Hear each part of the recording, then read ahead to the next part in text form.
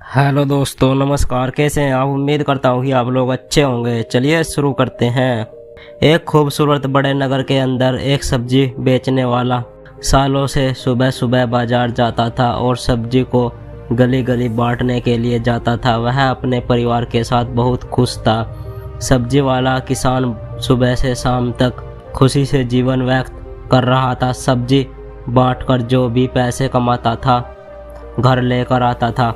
यह व्यक्ति अपने व्यवसाय से संतुष्ट था और वह इसी तरह खुशी खुशी पूरा जीवन जीना चाहता था। एक दिन यह सब्जी वाला रोजों की तरह सब्जी लेने बाजार गया। जैसे ही बाजार में सब्जियों के दाम बढ़े तो वह सब्जी लेने के लिए शहर से दूर दूसरे बाजार में पहुंच गया। सड़क पर चलते समय उन्होंने देखा कि एक मोटरसाइकिल सवार ने बकरी को टक्कर मार दी, जिससे बकरी के पेट में और पैर में चोट लग गई। इस हादसे के चलते हुए उन पर सबकी निगाह टिकी थी, लेकिन बकरी की मदद के लिए कोई आगे नहीं आया।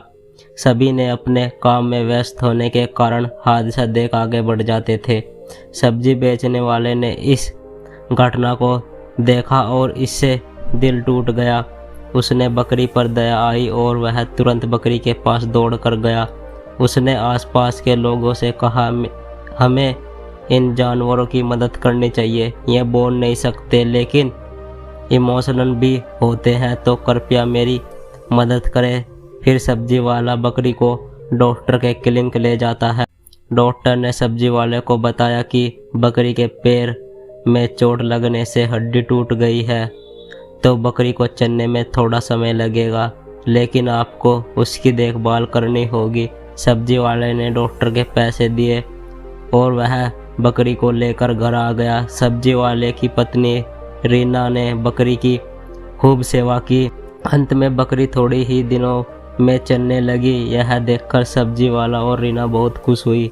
इधर बकरी के छूटने पर बकरी का मालिक काफ़ी परेशान हो गया। उसने बकरी को खोजने का बहुत प्रयास किया, अतः उस पर पता चला कि बकरी सब्जी वाले के घर पर है, इसलिए वह आया।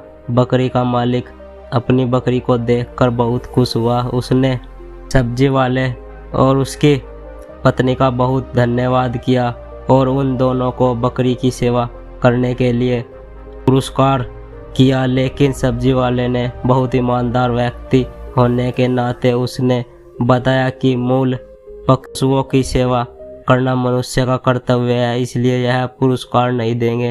बकरी के मालिक ने उसे फिर से दिल से धन्यवाद किया और बकरी को लेकर चला गया। अब सब्जी वाला सब्जी लेने जाता था और दिन में सब्जी बांटता था और रात को घर लौटकर एक दिन अचानक सब्जी वाले की तबीयत खराब हो गई, लेकिन पैसे न होने के कारण वह बीमारी का सामना नहीं कर सका और उसकी मृत्यु हो गई। उनकी मृत्यु से उसकी पत्नी बहुत दुखी हुई। अब घर की सारी जिम्मेदारी रीना पर आ गई। रीना अपने पति की तरह सुबह सब्जी लेने बाजार जाती और दिन में सब्जी बांटती थी और रात को कमाया हुआ धन घर लेकर आती थी। कालांतर में सब्जी वाला के बेटे को भी रोज सुबह सब्जी बेचने के लिए अपनी माँ के साथ जाना पड़ता था। एक दिन सुबह रीना रोजों की तरह घर से निकली और सब्जी लेने बाजार गई, लेकिन उस दिन कोई काम नहीं हुआ और वह उदास होकर नदी के किनारे बैठ गई। उसी समय बकरी उसके पास आकर वह खड़ी हो गई। बकरी को देख रीना पुराने दिनों की याद आती है और वह रोने लगती है। तभी बकरी देवी का रूप धारण कर रीना से कहती है, रीना, तू और तुम्हारा पति ने मेरी बहुत सेवा की है, बताओ तुम्हें क्या चाहिए, मैं तुम्हारी इच्छा पूरी जरूर करूंगी और तेरा दीर्घ जरूर करूंगी।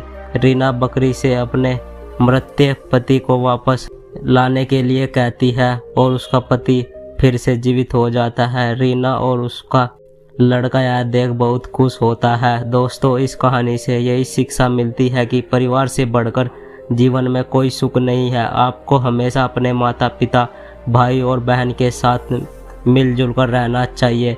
हमें सब कुछ फिर से मिल लेकिन माता पिता और परिवार को दोबारा नहीं मिलता। आशा करता हूँ दोस्तों आपको यह कहानी अच्छी लगी हो तो अपने दोस्तों के साथ इस वीडियो को ज़रूर शेयर करें और हमारे चैनल को सब्सक्राइब जरूर करें। मिलते हैं अगली वीडियो में, तब तक के लिए मुझे दे इजाज़त।